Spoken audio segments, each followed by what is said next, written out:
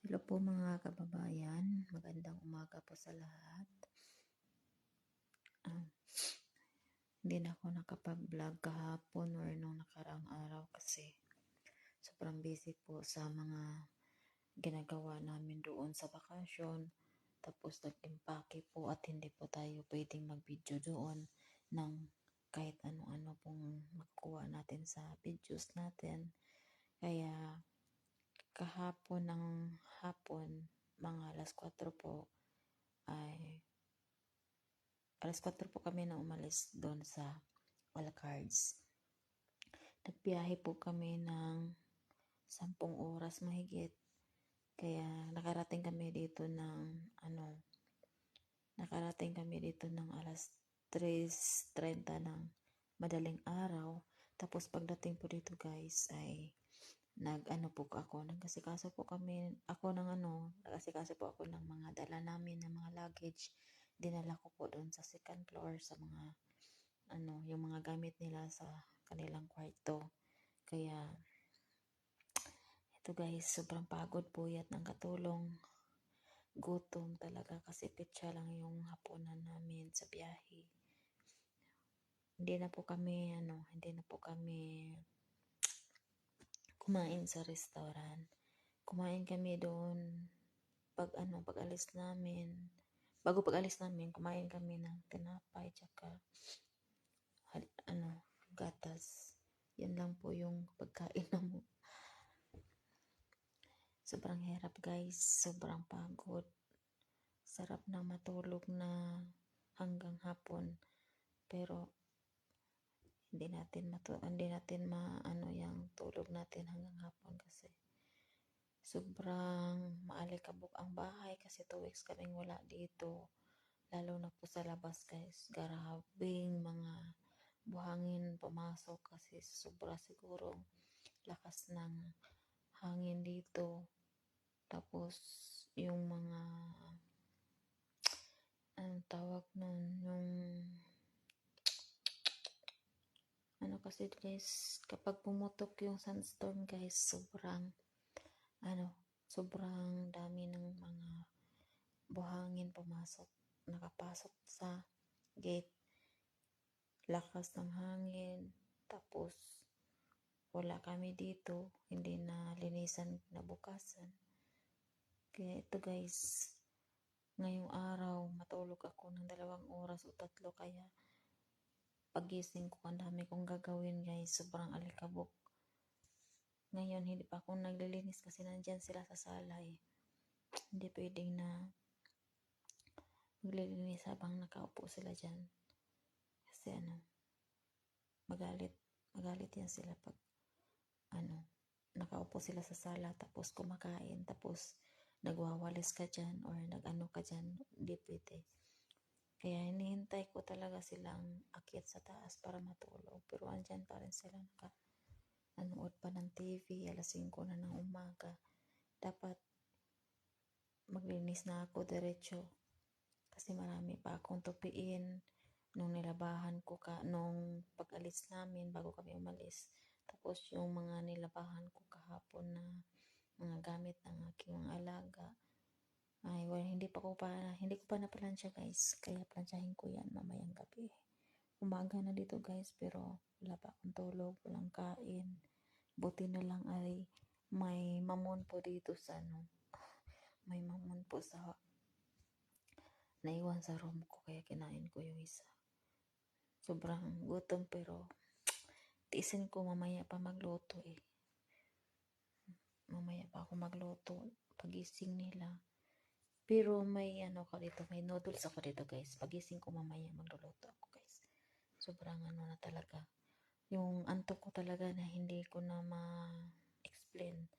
Antok, pagod, puyat, sakit ng katawan sa biyahe kasi ilang oras, sobrang haba ng oras guys. 10 to 11 hours. Kung hindi pa siguro pabilis yung takbo ng sasakyan, siguro ngayon lang kami dumating. Buti at nagmamadali yung amo ko. Kanina sobrang lakas ng takbo guys, kaya nakarating kami ng alas 30 ng madaling araw. Kaya ito na guys, at matutulog na ang katulong guys. Kasi mamaya maglilinis ako. Sobrang dami na alikabok ng bahay. Sobrang laki pa ng bahay guys. Lahat ng CR. 8 CR dito eh. 8 CR po dito. 4 dito sa baba, 4 sa taas. Tapos 2 ang kusina. May kusina din po sa second floor. Kusina dito sa baba. Kaya ang kwarto din dito. 5 ang kwarto dito sa sa baba. Tapos dun po sa taas. Ganun din. Sobrang laki ng bahay guys. Hindi ma-explain. Tapos may ano pa sila doon. May tawag doon. Yung tambayan nila sa labas. Mayroon pa doon. Lilinisin ko din po. Tapos yung grahe sobrang laki. Iba pa yung grahe. Iba pa yung paglaruan ng laruan ng mga bata. Basta guys, sobrang laki ng bahay. Hindi talaga siya pwedeng picturean or videohan kasi nakatutok po lahat ng camera dito. Hindi ko nga alam kung nilagyan dito ang kwarto ko ngayon kasi wala kami. Nung umalis kami doon sa sala tsaka sa taas, nilagyan po ng camera.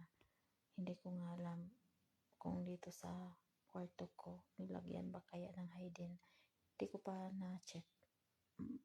Bukas or mamaya kapag hindi ako busy, mag-install ako ng hidden camera sa cellphone ko. Pwede siyang yan kung kahit saan nilalagay kasi may camera kasi guys na parang tamtax lang na ididikit lang nila kahit nga sa ilaw nilalagyan. Kaya hindi ko nga alam guys kasi dito guys maraming dito maraming basta maraming hindi ko ngayon alam dyan ilaw yan guys, ilaw tsaka aircon, pero hindi ko nga alam kung may nilagay dyan kasi hinatid lang kami doon sa Alcards nung lalaki. Tapos kinabukasan nagbalik siya dito, siya na lang mag-isa dito. Hindi ko alam kasi paunti-unti nilang nilalagyan bawat kwarto ng mga kamera. Bago kasi dito, bagong bahay. Kaya iba na yung nila sa bahay nila. Hindi katulad doon na 4 lang yung kamera sa labas, sa loob wala. Tapos dito, minsan nga magkakasabi ako sa sarili ko kahit baka yung CR. Hirap talaga kapag kwarto mo tapos CR lalagyan ng camera na hidden. Wala kang privacy. Doon sa unang bahay na tinitirahan namin guys, 8 years kami doon. 8 years ako doon simula dumating ako, 8 years kami doon nakatira.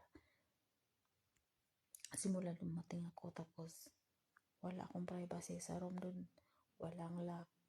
May pintuan pero walang lock. Labas-pasok sa doon. Dito, lock na yung kwarto ko pero hindi ko alam kung may camera ba nilagay dito or ano-ano pong nilalagay nila dito. Kasi paunti-unti silang bumili ng maraming camera. Lahat po nilalagyan po nila ng camera.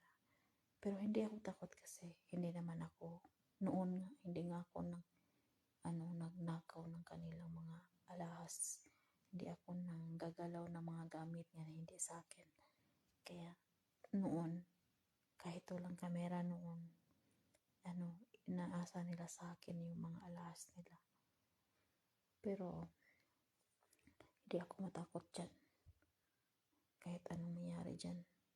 Ang sa akin lang, baka maligo ako or magbihis ako dito, nakatutok sila sa akin. Yun po ang pinagkinatatakutan ko. Tapos iba-blackmail. Yun po ang nasa isip ko ngayon. Noon pang doon pa kami sa bakasyon, nag-isip na ako baka yung dito kwarto ko nilagyan ng camera na hindi makikita. Iba kasi yung hidden camera guys, para siyang thumbtacks lang or yung ipang dikit-dikit lang nila sa ilaw. Yung mga ilaw kasi minsan nilalagyan doon sa kabila sa tambayan na nila na kapag may bisita nila, may bisita sila, nilalagyan nilang ilaw doon. Ilaw na yung main light talaga nila sa kwarto, nilagyan ng hidden. Kaya alam ko yan, sa mga baguhan dyan, yung ibang kamera dyan, hindi nyo alam, akala nyo wala lang. Di nyo kasi makikita kapag hindi kayo mag-install ng apps. Sa apps nyo makikita yan, malaman na meron. Ganito guys, kapag malaman nyo yung mga hidden camera sa ilaw nyo or sa aircon, mag-install kayo ng hidden camera detector. Ganito, i-open nyo yun, camera ninyo sa cellphone, tapos open nyo yung mga ilaw lahat sa buong bahay. Makikita nyo dyan, ano nyo dyan, ganyan nyo, ganyan. Ayun, madetect yan kung makita sa cellphone nyo yan. Kapag may nakikita kayo na nag-iilaw ng pula, na maliit siya na bagay, yun po ang hidden camera guys. Kaya, ingat-ingat po sa mga baguhan dyan, baka kayo na naghubad kayo, nagbihis kayo, hindi nyo alam. Ako ngayon sa isip ko, kaya hindi pa ako natutulog guys. Dapat kanina pa alas 4 natulog na ako kasi sobrang pagod ko nga. Sobrang bigat pa yung mga dala na dinala ko sa taas pagdating namin. Nagugutom ako pero nandyan kasi sila sa nakatambay sa sala eh. May madaanan ko yung inuupuan nila na mesa. May mesa dyan pag labas ko dito sa kwarto. Sa washing, kwarto ng washing, tsaka sampayan, tapos paglabas ko doon, CR din, mesa, tapos sala, andun sila. Kaya hindi ako nagluto bago ako makapasok sa kusina. Kaya hindi pumasok ng alaga ko. Bye bye guys.